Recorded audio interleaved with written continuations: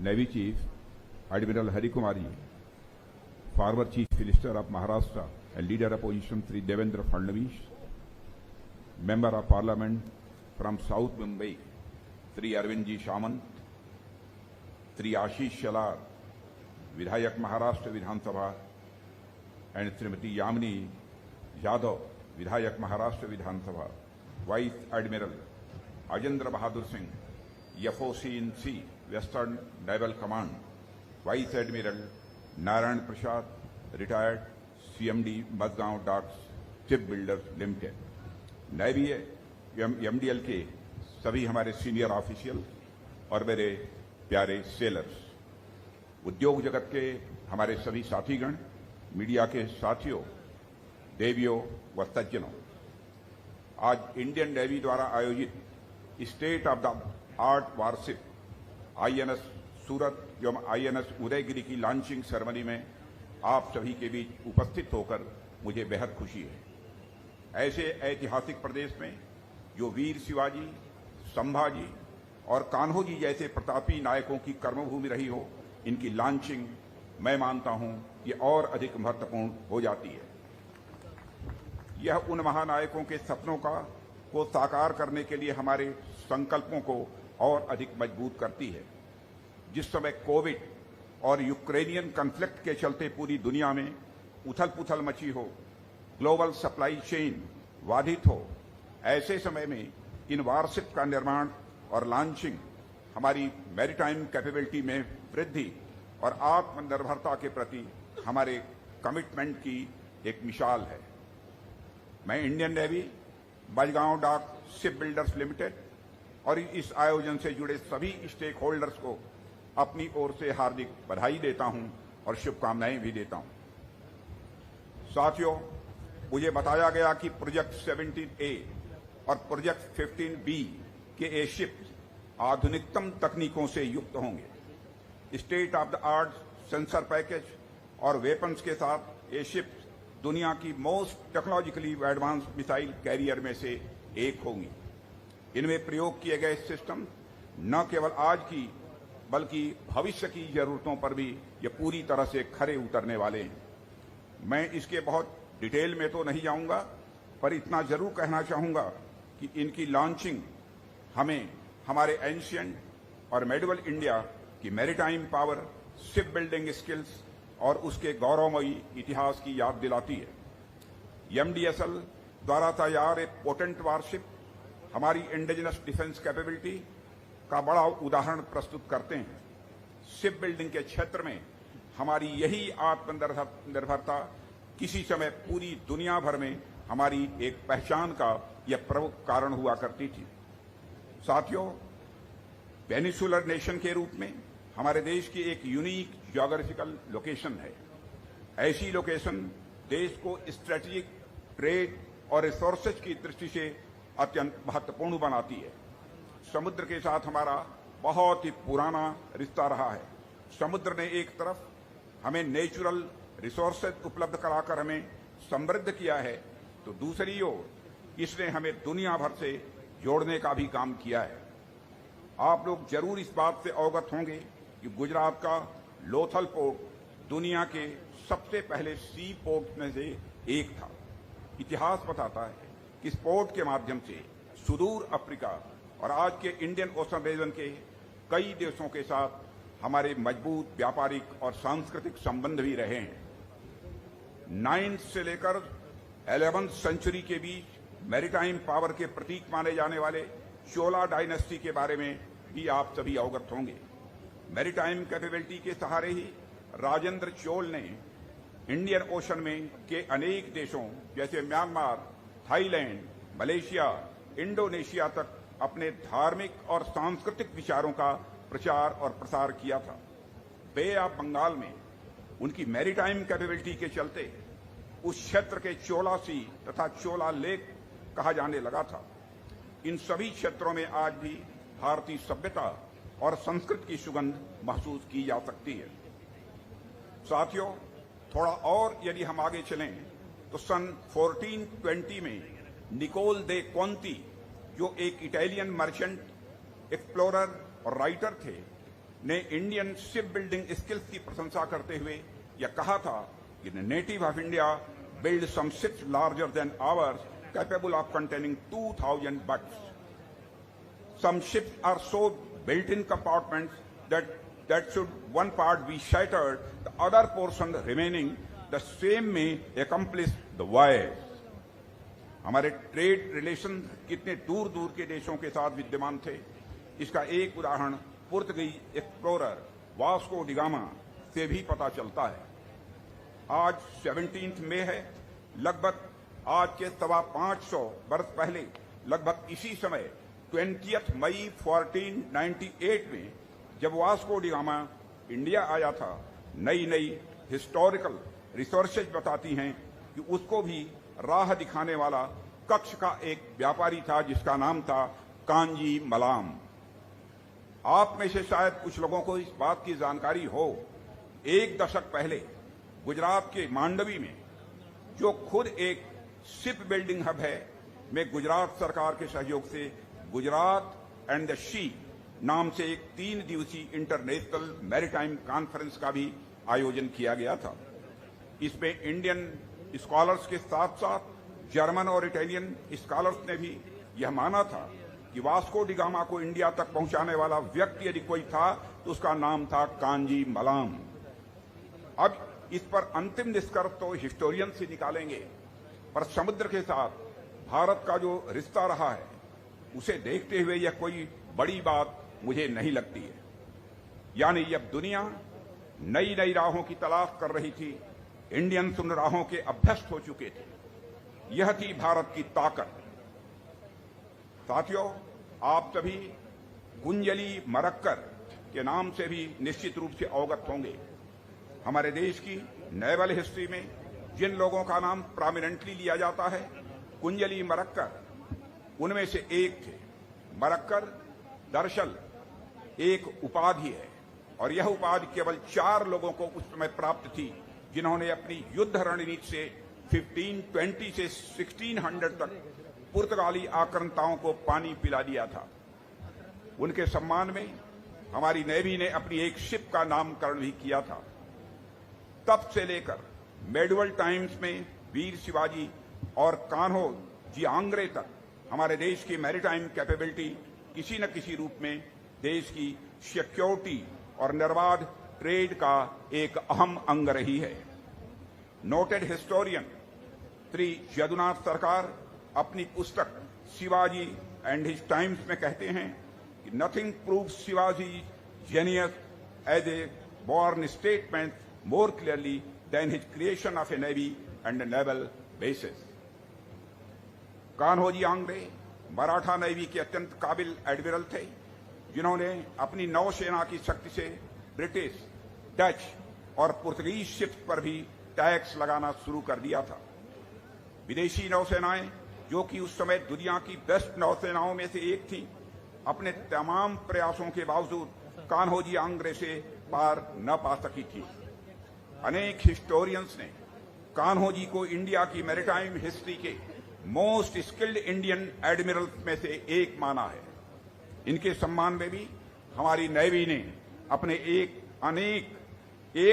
एक फ्रिगेट का नाम इनके नाम पर ही रखा है.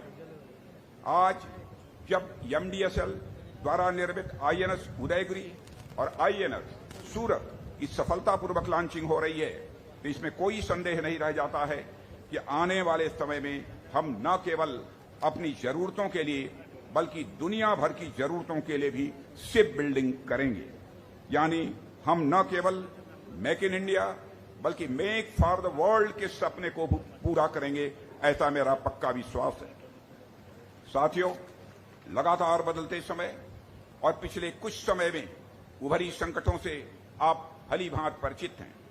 उसके बावजूद हमारा देश अपने विकास की गति को बरकरार रखने में पूरी तरह से कामयाब रहा है. आज हमारा देश दुनिया की fastest growing economy, major economies में से एक है. तमाम चुनौतियों के बावजूद हमारे एक्सपोर्ट्स लगातार नए कीर्तिमान कायम कर रहे हैं. इंडिया और ऑस्ट्रेलिया के बीच एक लैंडमार्क बाइलेटरल ट्रेड पैक्ट यानी economic cooperation and trade agreement अभी हाल में ही साइन किया गया है. और अन्य पार्टनर कंट्रीज के साथ ऐसे ट्रेड एग्रीमेंट्स के लिए भी काम चल रहा है।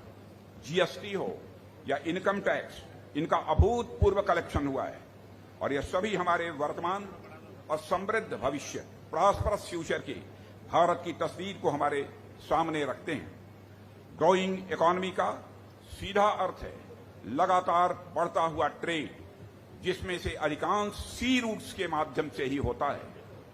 यानी हमारा देश उन देशों में से एक है जिनका इंटरेस्ट इंडियन ओशन से सीधा जुड़ा हुआ है। साथियों, थोड़ा और व्यापक परिप्रेक्ष्य में देखें तो इंडो पैसिफिक, जहां से पूरी दुनिया भर को 2/3 से अधिक ऑयल शिपमेंट होता है, 1/3 बल्क कार्गो और आधे से अधिक कंटेनर ट्रैफिक गुजरते हैं, यानी यह क्षेत्र पूरी दुनिया के अपने इंटरेस्ट को प्राप्त करने में एक की रूट की भूमिका निभाता है। इंडो पैसिफिक रीजन की महत्ता पूरे वर्ल्ड की इकोनॉमी के लिए बहुत ही महत्वपूर्ण हो जाती है। ऐसे में क्षेत्र के एक जिम्मेदार स्टेक होल्डर होने के नाते इंडो पैसिफिक को ओपन, सेफ और सिक्योर रखना इंडियन नेवी का प्राइमरी या ऑब्जेक्टिव हो जाता है। साथियों, इस रीजन में एक रेस्पॉन्सिबल मैरीटाइम स्टेक होल्डर के रूप में भारत कंसेंसस बेस्ड प्रिंसिपल्स और पीसफुल, ओपन, रूल बेस्ड और स्टेबल मैरीटाइम ऑर्डर का सपोर्टर है। इस रीजन का एक महत्वपूर्ण देश होने के कारण इसकी सुरक्षा में हमारी नेवी की भूमिका और अधिक महत्वपूर्ण हो जाती है। मुझे खुशी है कि हमारी नेवी इस उत्तरदायित्व का निर्वाह भली भांति कर रही है। पड़ोसियों के साथ मैत्री भाव, खुलापन, संवाद और सह अस्तित्व की भावना के साथ हमारे माननीय प्रधानमंत्री जी ने SAGAR, security and growth for all in the region vision की जो परिकल्पना की थी, उसके मूल में हमारे यही कर्तव्य भाव थे जिनका निर्वहन आप सभी लोग भली भांति कर रहे हैं। इसी तरह लुक ईस्ट, एक्ट ईस्ट जैसी हमारी पॉलिसीज और आसियान और बिम्स्टेक जैसी ग्रुप ऑफ कंट्रीज के साथ हमारे संबंधों की मजबूती में भी इंडियन नेवी की बहुत ही महत्वपूर्ण भूमिका रही है। इसके लिए अपनी इंडियन नेवी को अपनी तरफ से हार्दिक बधाई देता हूं। अभी कुछ ही समय पहले मैंने यूएस के इंडो पैकाम के हेडक्वार्टर्स हवाई की विजिट की थी। इंडो पैकाम ने भारत के साथ काम करने की इच्छा व्यक्त की है और यह इंडियन आर्म फोर्सेस की और खासकर इंडियन नेवी की कॉम्पिटेंस और इंडियन नेवी में किए जा रहे एक्सलेंट वर्क्स का यह प्रमाण है। साथियों, वर्तमान में सिक्योरिटी का जो इवॉल्विंग माहौल है, इंडियन ओशन और इंडो पैसिफिक में जैसी स्थितियां उभर कर आ रही हैं, उसमें साफ जाहिर होता है कि इंडियन नेवी की भूमिका भविष्य में और अधिक आगे बढ़ने वाली है। ऐसे में इस क्षेत्र में अपनी प्रेजेंस को मजबूती से बरकरार रखने, आपदाओं के समय हमारी भूमिका, इकोनॉमिक वेलबींग और हमारी फॉरेन पॉलिसीज के उद्देश्यों के लिहाज से भी आपका रोल आने वाले समय में और अधिक महत्वपूर्ण होने वाला है। हमें इनको ध्यान में रखते हुए अपनी नीतियां और योजनाएं भी यह बनाने की जरूरत है। साथियों, मॉडर्न मिलिट्री हिस्ट्री का सर्वे करें तो एक बात पूरी तरह से साफ हो जाती है कि यदि कोई भी देश मेनलैंड से दूर अपने इकोनॉमिक या स्ट्रेटेजिक इंटरेस्ट को प्रोटेक्ट करना चाहता है तो उसे मेनलैंड से काफी दूर तक के क्षेत्रों में मिलिट्री पावर प्रोजेक्ट करना यह आवश्यक हो जाता है। दुनिया के डिस्टेंट रीजन्स में अगर हम अपने नेशनल इंटरेस्ट की रक्षा के लिए अपनी मिलिट्री पावर को एप्रोप्रिएटली प्रोजेक्ट करना चाहते हैं तो नेवल सिट शायद इसके लिए बेहतरीन माध्यमों में से एक है। इसलिए अगर कोई भी देश रीजनल या ग्लोबल पावर एस्पिरेशंस रखता है तो उसके लिए एक स्ट्रांग नेवल फोर्स का डेवलपमेंट यह अति आवश्यक हो जाता है। आज जब हम एक स्ट्रांग, सिक्योर और प्रॉस्परस इंडिया बनने की ओर आगे बढ़ रहे हैं जो एक ग्लोबल पावर के तौर पर रिकॉग्निशन प्राप्त कर सके, तो हमारे इस प्रयास में इंडियन नेवी की बहुत ही महत्वपूर्ण भूमिका रहने वाली है। साथियों, आत्मनिर्भरता के क्षेत्र में हमारी नेवी की प्रोग्रेस के बारे में भी मैं अपनी कुछ बातें रखना चाहूंगा। हमारे लिए यह गौरव का विषय है कि इंडिजिनाइज्ड शिप्स और सबमरीन्स की मैन्युफैक्चरिंग आज में पहले से ही बहुत आगे रही है और मेक इन इंडिया जैसे इनिशिएटिव्स के साथ जुड़ते हुए हमारी नेवी ने वर्ष 2014 में 76% AON तथा 66% caste basis contract Indian vendors को दिए हैं तथा लगभग 90% नेवल एम्यूनिशन का इंडिजिनाइजेशन हुआ है। इसके अतिरिक्त पिछले 5 फाइनेंशियल ईयर से नेवी के मॉडर्नाइजेशन बजट का 2/3 से अधिक भाग स्वदेशी खरीद पर यह खर्च किया जा रहा है। हम सभी के लिए खुशी की बात है कि हमारी नेवी द्वारा ऑर्डर किए गए 41 शिप्स और सबमरीन्स में से 39 इंडियन शिपयार्ड से हैं और यह नेवी की आत्मनिर्भर भारत के प्रति कमिटमेंट का एक बहुत बड़ा प्रमाण है। हमारे लिए साथियों यह भी महत्वपूर्ण है कि अब तक हमने जो सफलता हासिल की है उसकी गति को हम बनाए रखें। सरकार द्वारा उठाए गए कदमों से इसे और भी बल मिलेगा, ऐसा मेरा पक्का विश्वास है। साथियों, indigenous aircraft carrier INS Vikrant का डेवलपमेंट भी नेवी की सेल्फ रिलायंस की राह में एक मील का पत्थर है और मुझे इस बात की खुशी है कि कोविड की कहर के बावजूद शिप ने अपने आवश्यक ट्रायल्स भी पूरे कर लिए हैं और यह कैरियर हमारी रीच इंडियन ओशन से बढ़ाकर पैसिफिक और अटलांटिक ओशन तक कर देगा, ऐसा मेरा विश्वास है। INS विक्रांत की कमीशनिंग न केवल नेवी के लिए बल्कि इंडियन डिफेंस की हिस्ट्री में भी एक गोल्डन मोमेंट होगा। भारत की स्वतंत्रता की 75वीं वर्षगांठ और 1971 में भारत की विजय की 50वीं वर्षगांठ पर राष्ट्र को इससे अच्छा तोहफा शायद और कोई दूसरा नहीं हो सकता है। साथियों, मैं मझगांव डाक शिप बिल्डर्स लिमिटेड को भी अपनी तरफ से विशेष रूप से बधाई देना चाहता हूं। हमारे बीच MDSL के CMD vice admiral Shri Narayan Prasad ji और अदर एग्जीक्यूटिव एंड इंजीनियर्स भी यहां पर मौजूद हैं। मैं उनसे भी अपनी कुछ बातें कहना चाहूंगा। साथियों, वैश्विक सुरक्षा कारणों, बॉर्डर डिस्प्यूट्स और मैरीटाइम डोमिनेंस की इंपॉर्टेंस के चलते दुनिया भर के देश आज अपनी मिलिट्री पावर आधुनिक और मजबूत करने की दिशा में तेजी के साथ आगे बढ़ रहे हैं। मिलिट्री साजो सामान की मांग भी लगातार बढ़ रही है। ऐसे में आज हमारे पास पूरा अवसर है कि हम अपनी क्षमताओं का पूरा इस्तेमाल करें, नीतियों का लाभ उठाएं और देश को इंडिजिनस शिप बिल्डिंग हब बनाने की ओर तेजी से आगे बढ़ें। साथियों, मैं मझगांव नाम का ओरिजिन देख रहा था कि मझगांव गांव की ओरिजिन क्या है। यह अपने आप में बहुत ही एक ऐतिहासिक नाम है। कुछ लोगों का मानना है कि इसका मूल नाम मत्स्य ग्राम है, यानी फिशिंग विलेज। कुछ लोग इसे माझा गांव, तो कुछ लोग इसे मज औ गांव या फिर मझगांव भी कहते हैं, पर मुझे इसका जो नाम सबसे अधिक अच्छा लगा वह है माझा गांव, यानी मेरा अपना गांव। और शायद यही कारण है कि अनेक लोग इस जगह आते गए और इसे अपना समझकर यहां बसते चले गए। इस गांव की तासीर ही कुछ ऐसी है कि इंडियन तो इंडियन, पुर्तगाली, पर्शियन और इसी तरह के अनेक नेशनलिस्ट यहां आए और ठीक उसी तरह घुल मिल गए जैसे सागर में नदियों का जल घुल मिल जाता है। अपनी डाइवर्सिटी के कारण मझगांव को मैं भारत का प्रतिनिधि गांव कहूं, रिप्रेजेंटेटिव विलेज यदि मैं कहूं, तो यह कहना भी एग्जैगरेशन नहीं होगा और न तो यह गलत होगा। सदियों से कल्चरल, सोशल और इकोनॉमिक इंपॉर्टेंस का यह स्थान MDSL के कारण देश के लिए स्ट्रेटेजिक इंपॉर्टेंस के स्थान के रूप में भी उभर कर सामने आया है। आप सभी देशवासियों के लिए डायरेक्ट या इनडायरेक्ट रूप से उनकी सुरक्षा, उनकी समृद्धि में योगदान देकर निश्चित ही यह माझा गांव का अपना नाम चरितार्थ कर रहा है। साथियों, मैं इन दोनों शिप्स के नामों पर गौर कर रहा था, जो INS उदयगिरी और INS सूरत। तो मुझे बड़े उपयुक्त और रिलेवेंट यह दोनों नाम लगे। सूरत की सूरत तो हर एक भारतीय के मन में बसती है। यह गुजरात राज्य की कमर्शियल कैपिटल सिटी तो है ही, साथ ही मुंबई के बाद वेस्टर्न इंडिया का लार्जेस्ट कमर्शियल हब भी है।